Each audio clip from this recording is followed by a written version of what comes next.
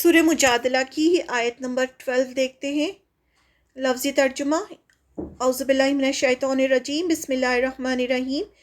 یا ایھا الذین آمنو، یہ آیت بھی یا ایھا الذین سے شروع ہو رہی ہے۔ آمنو جو ایمان لائے ہو، اذا جب، ناجیتم سرگوشی کرو تم، نجوا انہیں سرگوشی کرنا، انہیں دھیرے دھیرے چپکے چپکے بات کرنا، الرسول رسول سے، آپ صلی اللہ علیہ وسلم سے جب دھیرے دھیرے تم لوگ بات کرو، فقدموا تو پیش کرو، بین یدی پہلے، یعنی بات کرنے سے پہلے، نجواکم اپنی سرگوشی کے، جو بھی تم سرگوشی کرنے والے ہو اس سے پہلے کیا کرو، تم کیا پیش کرو، صدقتن صدقہ، یعنی صدقہ دو، پھر آؤ اور آپ صلی اللہ علیہ وسلم سے بات کرو۔ ذالکہ یہ، خیر لکم بہتر ہے تمہارے لیے، وَأَطْہَرُ اور زیادہ پاکیزہ، اطہر یعنی پاکیزہ، اور زیادہ پاکیزہ، فَإِن پھر اگر، لم نہ، یجدو تم پاؤ، اگر تمہیں نہیں ہے صدقہ تمہیں دینے کے لیے، تمہارے پاس نہیں ہے، یعنی تم غریب ہو، تمہارے پاس صدقہ دینے کے لیے نہیں ہے، فَإِنَّا تو بے شک اللہ غفور الرحیم بہت بخشنے والا، نہایت رحم کرنے والا ہے، یعنی ایسی کنڈیشن ہے تو پھر اللہ تعالیٰ تمہیں معاف کر دے گا۔ ترجمہ۔ اے ایمان والوں، جب تم رسول سے تنہائی میں کوئی بات کرنا چاہو تو اپنی اس تنہائی کی بات سے پہلے کچھ صدقہ کر دیا کرو، یہ طریقہ تمہارے حق میں بہتر اور زیادہ پاکیزہ ہے۔ ہاں اگر تمہارے پاس صدقہ کرنے کے لیے کچھ نہ ہو تو اللہ بہت بخشنے والا، بہت مہربان ہے۔ اب یہ ایسا حکم کیوں دیا گیا یہ ہم دیکھتے ہیں، آیت کو الگ الگ پوائنٹس میں کر کے دیکھتے ہیں۔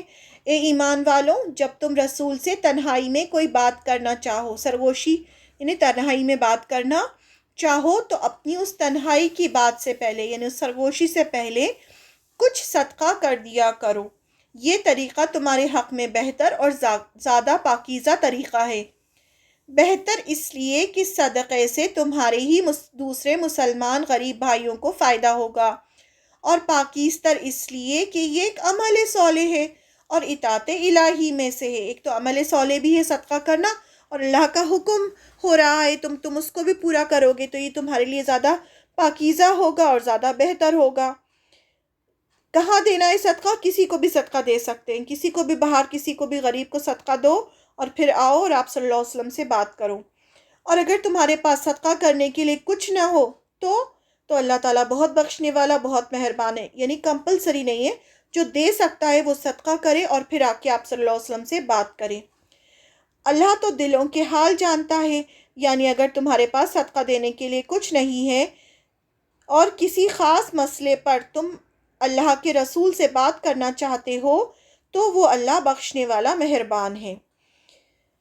اب یہ حکم کیوں دیا گیا؟ حضرت عبداللہ بن عباس اللہ کے اس حکم کی یہ وجہ بیان کرتے ہیں۔ کیا وجہ تھی اس بات کی؟ کیوں اللہ تعالیٰ نے کہا کہ صدقہ دو؟ کچھ لوگ آپ صلی اللہ علیہ وسلم سے اکیلے میں بات کرنا چاہتے تھے، جب وہ بات کرتے تو آپ کا زیادہ وقت لے لیتے، کیونکہ آپ کا طریقہ یہ تھا کہ جب آپ سے کوئی بات کرنا چاہتا تو خود سے آپ اس کی بات نہیں کاٹتے تھے۔ کئی بار وقت ضائع ہونے کی وجہ سے آپ کو تکلیف بھی ہوتی تھی، یعنی کوئی بھی آ جاتا تھا آپ سے بات کرنے اور آپ سے بہت دیر تک باتیں کرتا رہتا تھا، اور آپ کا یہ طریقہ نہیں تھا کہ آپ اس کی بیچ میں بات کاٹیں، آپ کو اس کی بات سننی ہوتی تھی، تو آپ کو کئی بار ایسا ہوتا تھا، بہت وقت ضائع ہو جاتا تھا، تو آپ کو تکلیف بھی ہوتی تھی۔ اس بات کا کچھ لوگ ناجائز فائدہ بھی اٹھاتے تھے، جن میں کچھ منافقین بھی شامل تھے، جو بلا وجہ آپ سے بات کرتے اور آپ کو مصروف رکھتے تھے۔ منافقین جن کے دل میں اسلام نہیں تھا، صرف اوپر ظاہری طور پر انہوں نے اسلام قبول کر لیا تھا، تو وہ بھی اس بات کا غلط فائدہ اٹھاتے تھے اور آپ کو بزی رکھتے تھے۔ یہ وہ زمانہ تھا کہ سارا عرب مدینے کے خلاف تھا۔ کبھی کبھی کسی شخص کی اس طرح سرگوشی کی وجہ سے شیطان لوگوں کے دلوں میں بات ڈالتا کہ کہیں یہ کسی قبیلے کی حملہ کرنے کی خبر تو نہیں لایا ہے۔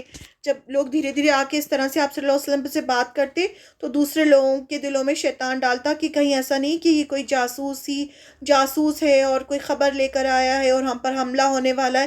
انہیں لوگوں کے دل میں الگ الگ طرح کے خیال بھی آتے تھے۔ کچھ لوگ دوسروں پر اپنی بڑائی جتانے کے لیے بھی آپ صلی اللہ علیہ وسلم سے اکیلے میں بلا وجہ بات کرتے تھے، دوسروں کو بتانے کے لیے کہ دیکھو ہم کتنے قریب ہیں آپ صلی اللہ علیہ وسلم کے، بھی سرگوشی کرتے تھے۔ تو ان سب چیزوں سے آپ کو پریشانی ہوتی تھی آپ صلی اللہ علیہ وسلم کو، اس لیے اللہ نے حکم دیا کہ جو بھی آپ صلی اللہ علیہ وسلم سے اکیلے میں بات کرنا چاہتا ہو تو وہ پہلے کچھ صدقہ کر کے آئے، اور یہ بھی فرما دیا کہ اگر کوئی اتنا غریب ہے کہ صدقہ نہیں کر سکتا تو صدقہ نہ کرے، اللہ تعالیٰ معاف کرنے والے ہیں، یہ بھی فرما دیا۔ حضرت علی کا قول ہے کہ اس آیت کے نازل ہونے کے بعد جب انہوں نے آپ صلی اللہ علیہ وسلم سے تنہائی میں بات کی تو پہلے 1 دینار صدقہ دیا۔ حضرت علی نے اس پر عمل کیا، 1 دینار صدقہ دیا اور پھر آئے اور آپ صلی اللہ علیہ وسلم سے بات کی۔ اس حکم کی مصلحت یا وجہ یہ تھی کہ وہ لوگ تنہائی میں آپ کا وقت لیں جنہیں واقعی آپ سے بات کرنے کی ضرورت ہے۔ مطلب انڈائریکٹلی اللہ تعالیٰ نے یہ اس لیے حکم دیا تاکہ اگر کوئی بہت ضروری بات ہے تو ہی لوگ آئیں اور آپ سے بات کریں اکیلے میں۔ جب سب کو یہ بات سمجھ آ گئی کہ بلا ضرورت آپ کا قیمتی وقت نہ لیا جائے تو بعد میں اللہ تعالیٰ نے اس حکم کو منسوخ یعنی کینسل کر دیا، یعنی اب سب کو سمجھ میں آ گیا کہ اچھا یہ بات ہے اللہ تعالیٰ کی طرف سے کہ ہمیں ایسے آپ صلی اللہ علیہ وسلم کا وقت ضائع نہیں کرنا چاہیے، تو پھر بعد میں یہ حکم منسوخ ہو گیا، یعنی کینسل کر دیا گیا کہ اب کوئی ضرورت نہیں ہے صدقہ کرنے کی، اب آپ صلی اللہ علیہ وسلم سے ایسے بھی بات کی جا سکتی ہے۔ اب تو سب کو پتہ چل گیا کہ نہیں ہمیں ایسے جا کے اننیسیسری بات نہیں کرنا ہے، اگر کوئی بہت ضروری بات ہے تو ہی ہمیں آپ صلی اللہ علیہ وسلم سے کرنا ہے۔